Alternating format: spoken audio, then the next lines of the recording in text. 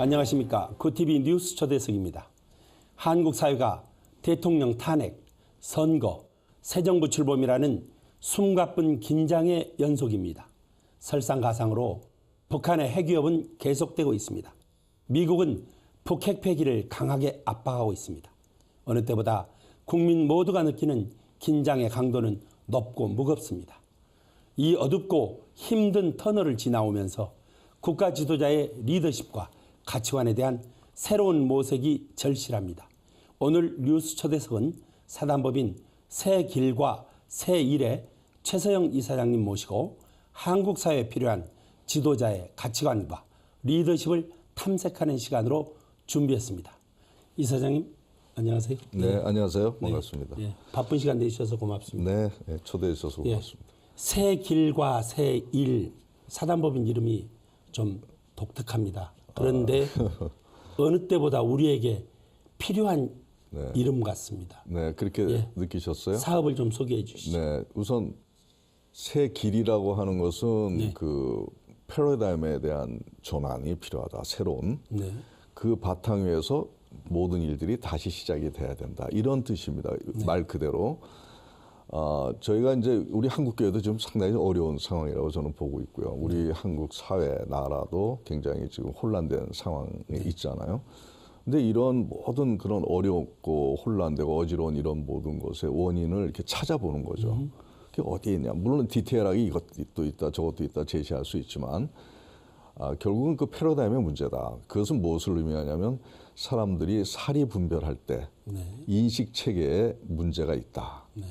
그것이 바로 이제 이분법적인 생각을 저는 제시를 하고 있는데요. 그것은 나라는 생각의 중심에서 생각을 하고 우리라고 하는 생각에서 생각을 안 하는 그런 분리된 생각이 우리 사회와 한국교회를 이렇게 만들었다. 그래서 이러한 것도 교정하지 않으면 한국 사회가 변할 수 없다. 한국교회가 많은 생명의 열매를 거둘 수 없다. 이렇게 저는 결론을 내리고 이것을 극복할 수 있는 길이 어디에 있겠는가를 연구한 것이죠. 결국은 그것이 이제 통전적 생명관이라고 하는 그런 새로운 패러다임을 이제 연구하게 됐고 그것을 이제 책도 쓰고 이제 전하게 됐는데 통전적 생명관은 하나님의 생명 섭리입니다. 인간의 생명을 온전케 하고 또 공동체를 아름답게 그 조화를 유지하면서 운영이 될 수 있는 그런 섭리가 바로 통전적 생명관인데 이것을 저희들이 다시 잘 공부해서 연구해서 우리 나눠야 되겠다. 이런 뜻에서 이제 새길과 새일이라고 하는 그런 기관을 설립하게 된 것이죠. 네. 위담 한방병원 원장직도 같이 하고 계시잖아요. 네, 그렇습니다. 통전적 생명관이라는 이름은 일반인들이 별로 잘 모르는 생소한 부분이 있는데 그것 좀 먼저 소개해 주시죠. 통전적 생명관을 좀 쉽게 설명을 하면은 좀 어렵죠, 사실은요. 그렇죠. 처음 듣는 용어일 수도 있는데 그렇습니다. 하나님 만드신 우리의 인간에는 뭘로 되어 있습니까? 영과 혼과 육으로 되어 있어요. 3요소로 구성이 되어 있는데 이 몸 안에 그런 세 요소가 같이 믹스되면서 혼재되면서 생명성을 발현하는데 의학은 그 육만을 가지고 취해서 연구를 했단 말이죠. 육만을 가지고 또 이렇게 치료를 하고 또 신학은 주로 영적인 부분에 이렇게 치중해서 이렇게 인간을 다뤄왔죠. 근데 사실 그러면 안 된다는 거죠. 영과 혼과 육 다를 가지고 다뤄야 되고 또 영이 혼에 어떻게 영향을 주고 또 혼이 육에 어떤 영향을 주고 또 육이 영에도 영향을 주거든요. 이런 상호관계에 대한 메커니즘을 규명을 하는 게 바로 통전적 생명관이라고 볼 수가 있고 또 실제로 하나님께서는 인간도 만드시고 또 이렇게 사회도 이루시고 자연 우주를 만드셨는데 그것을 보게 되면은 같은 게 하나도 없어요. 인간도 뭐 45, 55 인구가 하나도 같은 게 없습니다. 이게 서로 다르고 다양한 그런 팩터들로 이루어져 있는데 이런 것들이 서로 배타하고 싸우고 그러질 않고 서로 이제 소통하고 융합하고 화목하고 그러면서 아름다운 생명성을 구현하는 것이거든요. 바로 그러한 하나님의 그 생명을 운영하는 그 섭리를 우리가 찾아내는 겁니다. 찾아내서 그것을 우리에게 적용하는 그러한 것이 바로 통전적 생명관이다. 이렇게 생각하시면 될 것 같습니다. 이해가 좀 저도 됐습니다. 그 우리 몸에서 배우는 통합의 지혜 이거를 미래의 어떤 한국 사회를 끌고 갈 대통령, 국가 지도자의 리더십이나 가치관하고 한번 견주어 본다면 예. 어떻게 설명하실 수 예, 있겠어요? 좀 재미있는 얘기들이 나올 수 있을 것 같은데요. 네. 사실 우리 몸에서는 하나님이 참 아주 멋들어진 그 어떤 생명 원리를 심어 놓으셨거든요. 네. 제가 그 말씀부터 제가 한번 소개를 해볼게요. 우리 에베소서 4장을 보면요. 네. 자, 저희 중약하면서 읽겠습니다. 네. 온몸이 각 마디를 통하여 도움을 받음으로 연결되고 결합되어 각 지체의 분량대로 역사하여 그 몸이 자라게 하며 사랑 안에서 스스로 세우느니라, 이런 말씀도 있고요. 고린도전서 12장을 보게 되면 몸은 한 지체뿐만 아니요 여럿이니, 중약하고 몸 가운데서 분쟁이 없고 오직 여러 지체가 서로 같이 돌보게 하셨느니라. 만일 한 지체가 고통을 받으면 모든 지체가 함께 고통받고 한 지체가 영광 얻으면 모든 지체가 함께 즐거워하느니라. 네. 이런 말씀이 있어요. 저도 새롭게 느껴집니다. 네, 이 몸 안에는 네. 서로 굉장히 다른 지체들이 있는데 이것이 서로 연합되고 결합돼서 자라게 한다. 사랑 안에서. 그리고 서로 분쟁이 없다는 거죠. 실제로 이제 이 몸을 이제 우리가 분석을 해보면 아주 재미있는 통합의 지혜를 우리가 배울 수가 있어요. 우리 몸은 말이죠. 아시다시피 이 복부 안에는 12개의 장기가 네. 있어요. 그러니까 12식구가 있는 거예요. 우리가 5장육부라고 얘기하잖아요. 근데 실제로는 한의학에서는 6장육부라고 얘기합니다. 이 호르몬 장기를 하나 더 넣어서. 네. 그 12형제가 여기 사는 겁니다. 근데 12형제가 서로 색깔도 다르고 모양도 다르고 크기도 다르고 기능도 다르고 다 제각각에 같은 게 하나도 없어요. 근데 싸움하지 않아요. 만약에 싸움하면 간장이 튀어나오든가 뭐 병이 나겠죠. 이런 경우 병이 나죠. 네. 근데 그렇지 않아요. 아주 조화와 균형을 이루면서 아주 아름다운 우리의 생명성을 구현하고 있거든요.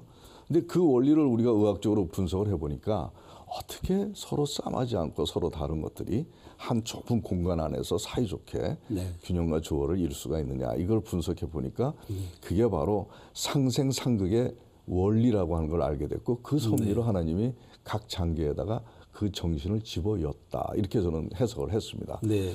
상생상극 많이 들어보셨죠?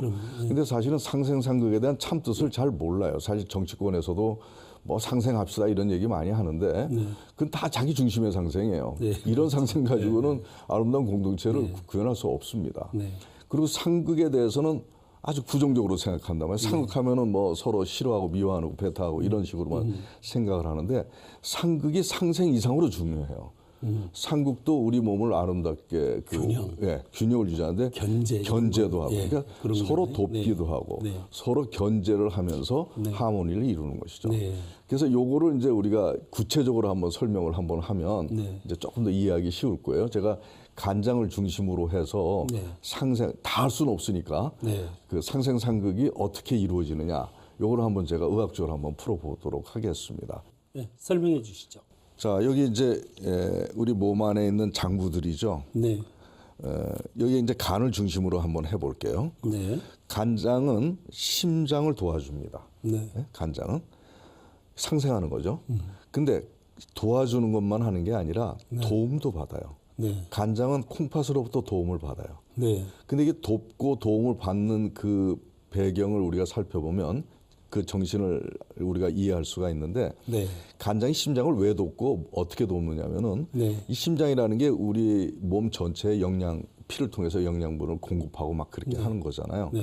근데 평생 그렇게 한단 말이에요. 그러니까 계속 그 심장은 굉장히 강력한 근육과 이 능력을 가지고 있어가지고 우리 몸을 이렇게 발끝 손끝까지 영양 공급, 따뜻한 피를 공급하는 것을 죽을 때까지 하는 거죠. 멎으면 죽으니까. 한순간도 멈추면.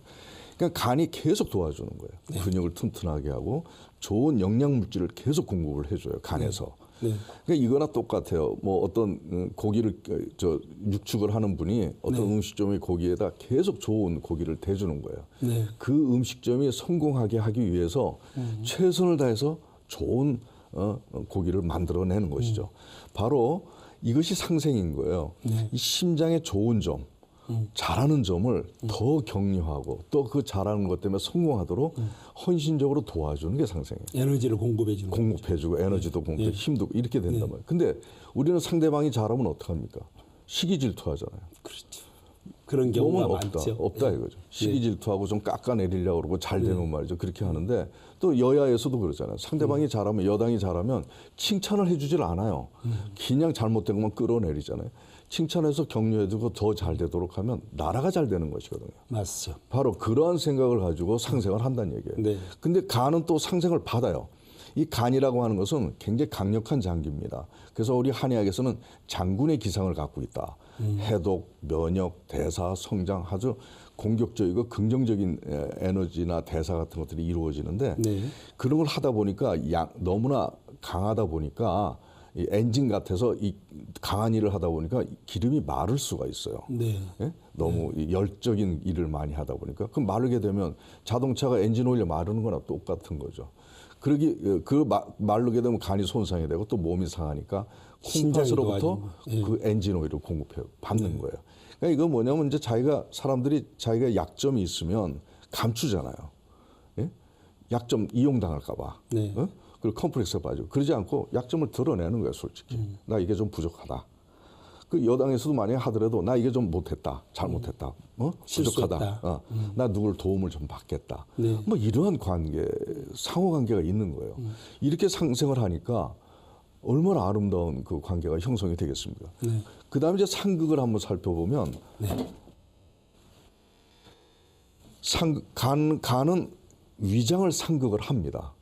견제한다는 견제하는 거예요. 네. 그리고 간은 또 폐로부터 견제를 받습니다. 네. 하고 받고. 근데 위장을 이렇게 막 극하고 견제하고 억압하고 그러는 뜻인데 네. 왜 위장을 그렇게 하느냐 이렇게 보면은 위하고 장은 사실상 더러운 환경이에요. 그렇죠. 우리가 음식 먹고 대변도 그렇죠. 거기 있고 뭐 막 그렇잖아요. 배설물을 네, 이제. 지나가는 데고 그러니까. 근데 그 더러운 환경 때문에 위하고 장이 손상받을 수가 있잖아요. 네. 그래서 그 더러운 것을 상극하는 거예요. 아, 예. 네? 그냥 무조건 그 사람을 죽이고 억압하는 게 아니라 부패해지지 말라는 부패하지 거예요. 말라고. 그러니까는 이거는 약점이 아니라 문제점. 위장이 갖고 있는 그 문제점 때문에 위장이 상할 수가 있구나. 그렇죠. 이걸 간이 배려해 주는 거예요. 그래서 그것을 쓴소리도 하고 해독도 시키고 네. 그래서 위장이 네. 더러워지지 않게, 썩지 않게. 그 마찬가지로 상대방이 문제가 있으면 우리는 그걸 어떻게 해요? 그냥 이용해가지고 죽여버린다. 절대 권력이 절대 부패하는 것을 막는 것처럼 네, 그렇게 위라는 권력을 부패하지 않도록 그렇죠. 간이 견제해 쓴소리 주는 해주는 거죠. 거예요. 쓴소리 해줘. 네. 그래서 약도 주고. 그게 상극인 거죠. 근데 또 간은 또 지가 또 상극을 받아요. 네. 아까 말씀드렸지만 간장은 굉장히 강하고 네. 공격적이고 그런 역할을 하니까 간이 너무나 강해지면 혈압 올라가죠. 중풍 오죠. 네. 그다음에 두통, 어지럼증, 화병 막 생깁니다. 네. 그러니까 너무 자기가 세지면 안 되니까 네. 폐로부터 견제를 받아요. 그러니까 이게 뭐냐면 절대 권력자가 자기가 너무 세지면 오히려 이웃을 해칠 수가 있으니까 네. 항상 견제 세력을 옆에 끼고 있는 거예요. 네. 우리는 그렇지 않잖아요. 바로 이러한 견제 세력을 둬서 자기가 너무나 잘못해서 강해서 많은 사람들한테 피해를 줄까 우려해서 쓴소리 하는 사람을 옆에 둔다는 거예요. 네.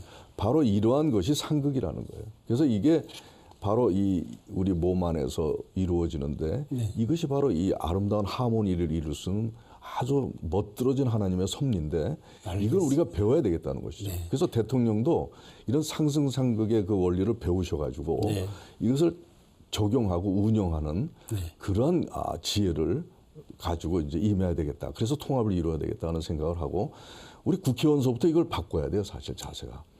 상대방이 못하면 그거를 쓴소리하면서 고쳐주고 약점이 있으면 도와주고 또 자기네들도 견제도 받고 만약에 그렇게 된다면 여당이 만약에 야당한테 잘한 거 있으면 격려해주고 막 이렇게 하고 그러면은 아마 다음에 정권을 잡을 거예요.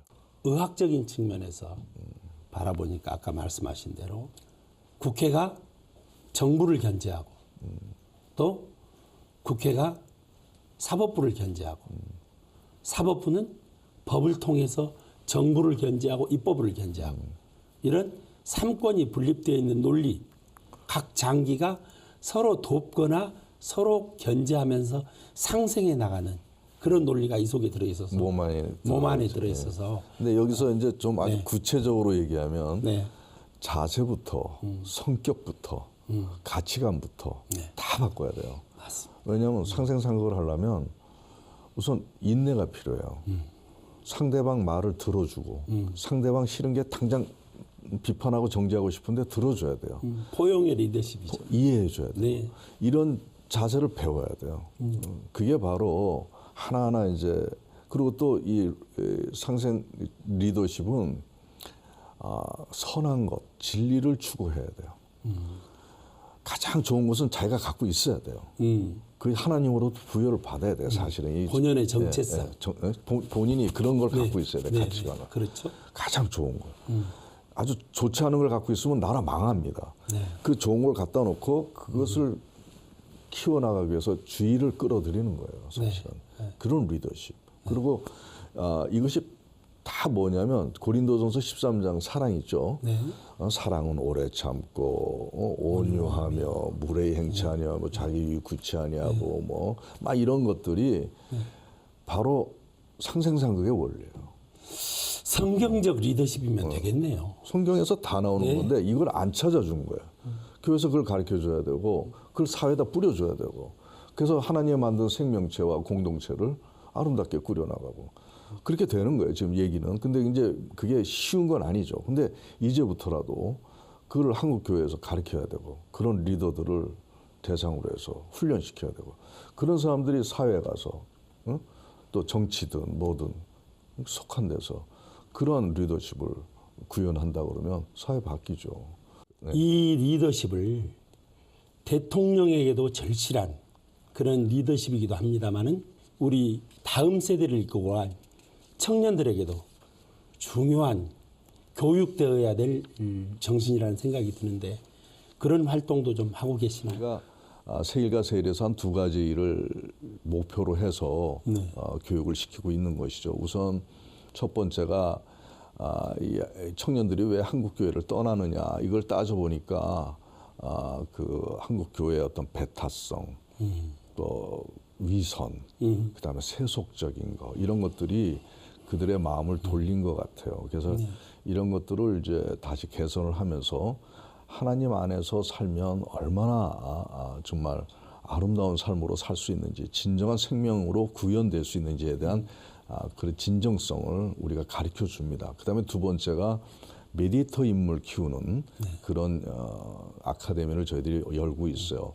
메디터라고 하는 것은 뭐냐면 중보자라는 뜻이죠. 중보자의 우리의 본은 예수님이시거든요. 서로 원수된 것, 서로 다른 것을 이렇게 이어주고 통합시키는 그런 것을 주님께서 보여주셨습니다. 근데 바로 이 하나님의 그 섭리는 서로 다른 것들을 이렇게 소통하면서 하나로 만들어내는 그런 것을 가장 중요한 생명 섭리로 생각을 하시는데 그게 바로 사랑이에요. 근데 그런 것들을 우리 청년들한테 가르쳐 주고 싶어요. 그래서 그걸 제가 메디에이터 인물이라고 하는데 메디에이터 인물이 되기 위해서는 굉장히 어려운 조건들, 가치들, 덕목들, 훈련들이 굉장히 필요합니다. 그래서 그러한 인물들을 키워가지고 우리 한국교회를 새롭게 하고 또 한국교회가 사회를 변화시키는 그런 기업이 되고 그 다음에 우리 한국 사회를 통합으로 이끌어 나갈 수 있는 그래서 최고의 영향을 발휘할 수 있는 그런 우리 한국 사회를 건설하는데 우리 청년들이 역할을 할 수 있도록 그래서 그런 청년들 100명, 200명, 300명 키우면 그 사람들이 이러한 일들을 해나갈 것이다. 이런 생각을 하고 이제 그 교육을 하고 있습니다. 말씀을 들으면서 이제 생각나는 게 있는데요. 올해 정교계획 500주년입니다. 네, 그렇죠. 한국 교회가 하나 되고 거듭나기 위해서 여러 가지 노력들을 하고 있습니다. 우리 한국 교회가 더 건강해야 된다는 주문들이 많이 있습니다. 그렇죠. 한국 교회 건강해지는 이 통전 생명처럼 통전적 생명 이론처럼 한국 교회도 좀 건강하게 할 수 있는 방법 말씀해 주세요. 한국교회 문제가 뭐냐 의학적으로 생각하면 뭐 이런 것들을 연구하면서 이제 그 솔루션을 찾았는데요. 우선 한국교회 그 질병적인 요소가 뭐냐 굉장히 많죠. 뭐 상업주의다 뭐다 뭐 이렇게 많잖아요. 교회 목회자 리더십이다. 근데 그런 것들은 지엽적이고 부수적인 문제라고 저는 판단하고 세 가지가 한국교회의 제일 큰 문제의 핵심이다. 뭐냐 첫 번째가 말씀 따로 삶 따로라고 하는 거죠. 그 위선적인 모습이죠. 회칠한 무덤. 이게 보니까 예수님이 제일 싫어하는 우리의 모습이거든요. 그게 첫 번째고, 두 번째는 한국 교회가 세상을 변화시키지 못해요. 완전히 교회로부터 배타되고 캡슐화돼 있어요. 우리끼리예요. 이거는 주님께서 원하시는 게 아니거든요. 이게 또 두 번째 큰 문제고, 그 다음에 아까 말씀드렸던 세 번째가 교회를 떠나는 청년 세대. 좀 있으면 교회 빌 겁니다. 이게 굉장히 심각한 문제거든요. 이 세 가지가 한국 교회의 제일 큰 문제, 질병적인 요소다. 그럼 그걸 어떻게 치료하느냐 이거죠. 말씀 따로 삶 따로가 왜 그렇게 생겼느냐. 사실 한국 교회와 목회자분들과 우리 성도들처럼 세계에서 그렇게 성실하게 열심히 하시는 분들도 없어요. 그렇습니다. 근데 왜 이렇게 됐느냐는 얘기죠. 그걸 가만 따져 보니까 그 하나님의 말씀을 우리가 공부하고 할 때 머리로만 해요. 지식적으로만. 그러니까 중추신경계에만 주입을 하는 거예요. 몸으로 해야 되는 거예요. 우리 몸에는 신경계가 두 시스템으로 되어 있는데, 하나는 뇌, 중추신경, 하나는 내장신경, 자율신경, 그다음에 말초신경, 세 개로 되어 있습니다만, 이 몸과 가슴에다가 하나님의 말씀을 주입을 해야 되는데 뇌에다만 했어요. 이게 교육법이 잘못됐다는 거예요. 그러니까 설교식, 수직적이고 선포만 하고. 그러니까 이론은 다 하는데 여기는 하나도 변화가 없어. 그러니까 몸으로 체득이 안 되고, 그러니까 삶으로 이어지지 않고 인격으로 안 되는 거예요. 그러니까 이제는 특수한 교육법이 필요해요. 통전적 생명관을 바탕으로 해서 입체적인 교육법, 그다음에 내장신경, 몸과 가슴에다가 하나님의 말씀을 주입하는 그런 교육법이 필요하고, 그런 커리큘럼과 교재가 필요하다 해서 그런 교재를 만든 겁니다. 그래가지고 이제는 예를 들면 이거예요. 저희가 우리 그 세일과 세일에서는 사랑에 대해서 강조를 많이 하는데, 사랑을 이제 우리가 강의를 합니다. 근데 처음에 강의할 때 원수를 사랑할 수 있습니까? 이렇게 물어보면 수련생들이 못합니다 이렇게 얘기한다. 근데 강의 끝나고 나면 어려운 일이긴 하죠. 어렵죠. 근데 강의 끝나고 나면 이제 원수를 사랑할 수 있을 것 같아요. 이런 얘기를 하거든요. 바로 이렇게 변화를 유도하는 교육법이 필요하다는 것이죠. 이제 우리 교회와 다음 세대 청년을 넘어서서 이제 우리 대한민국 한반도 전체를 한번 봤으면 좋겠어. 이 정말 통일은 누구나 해야 된다라고 공감합니다. 그런데 통일을 하기 위해서는 포용하지 않으면, 통전적 사고를 갖지 않으면 통일이 어렵지 않습니까? 그렇습니다. 남북한이 갈등을 극복하고 통일로 가기 위해서도 여러 가지 갖춰야 될 덕목, 리더십이 있어야 될 것 같습니다. 그렇습니다. 통전적 측면에서 한번 말씀해 주시죠. 네. 저는 우리가 통일을 이루려면 한 4가지 정도의 그 우리의 자세 변화, 생각의 변화가 있어야 된다고 생각을 합니다. 첫 번째가 뭐냐면 우리 남한 사회부터 통합이 안 되는데 어떻게 통일을 합니까? 먼저 우리가 하나로 통합이 돼야 돼요. 생각과 마음들이. 한국 교회도 그렇고 한국 사회도 그렇고 먼저 통합을 이루라. 그래야 통일을 이룰 수가 있다. 그렇지 않고 통합 이루지 않고 통일을 하면은 혼란이 올 뿐입니다.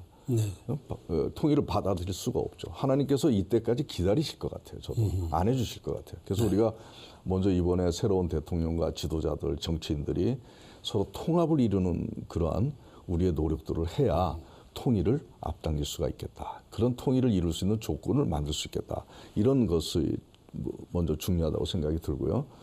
그 다음에 두 번째는 이제 우리가 기도의 성을 쌓아야 되겠다. 이런 생각이 듭니다. 한국 교회가 이제 말씀하셨듯이 이제 하나로 뭉쳤으면 좋겠어요. 그래서 통일을 향한 행보에 대한 구체적인 기도 제목을 우리가 한국 교회에서 세워서 우리가 그것을 공통의 기도 제목으로 기도의 함성을 올려야 되겠다. 이런 생각을 하고, 그다음에 또 중요한 것은 이번에 대통령이 될 분에 대한 주문이기도 한데, 지금 한국 통일과 한국의 어떤 그 상황을 강대국에 의존하는 경향이 있는 듯해서 좀 안타깝습니다. 미국이나 중국이나 일본이나 이런 자기 이익에 부합되는 일로 우리나라를 이용할 텐데, 결국은 이것을 우리가 극복할 수 있는 지도자가 필요하다는 생각이 들어요. 사실 우리나라가 미국도 중요하고 다 중요한데, 사실 그들은 우리나라가 더 중요한 겁니다. 그렇습니다. 전략적 굉장히 가치가 있는 나라이기 때문에 이걸 지혜롭게 활용할 수 있는 그런 능력의 지도자가 필요하고 또 우리나라 주도적으로 통일 전략을 이루어 나가는 강력한 리더십이 난 필요하다. 외교력이 필요하다. 네. 그들을 설득시키고 그들을 이끌어내는 끌려다니지 말고 난 이게 굉장히 앞으로 통일에 있어서는 제일 중요한 부분이다 생각이 들고 그다음에 네 번째는 뭐냐면은 이 탈북자들에 대한 배려가 좀 달라야 되겠다. 이런 생각이 근데 사실 지금 북한의 지도자들은 제대로 온 이성을 가진 사람들이 아니라고 보고 대화가 제대로 잘 될 것 같지가 않아요. 그래서 저는 북한 주민들을 대상으로 한 그런 전략이 필요하다는 생각이 들고 그들의 마음을 움직이는 게 중요하다 저는 생각을 했어요. 그래서 그들의 마음을 움직이려면 탈북민들의 마음을 그들을 잘 배려해서 그들이 이곳에서 잘 정착해서 행복한 삶을 누리고 있다는 것이 그네들에게 전달이 될 겁니다. 그럼 그들이 움직일 거예요, 마음이. 마음이 움직이죠. 그러면 통일을 훨씬 수월하게 이룰 수 있는 길이 열릴 수 있지 않겠냐. 정말 마지막 통전적 생명이론. 우리 남북 통일을 위해서도 우리 내부의 화합을 위해서도 꼭 새겨야 될 말씀이었습니다. 아주 소중한 말씀 감사합니다. 네, 고맙습니다. 네. 새로운 시대를 열망하는 국민의 바람은 큽니다. 국난을 극복하고 국민 통합을 이끌어낼 소통과 화합의 리더십이 절실합니다. 새 대통령은 갈등으로 분열된 한국 사회를 하나되게 아우를 지도자로 자리매김해야 합니다. 1천만 크리스찬과 6만 한국교회가 한 마음으로 기도를 통해 대통령을 바로 세울 때입니다. 구TV 뉴스 초대석 여기서 마치겠습니다. 시청해주신 여러분 고맙습니다.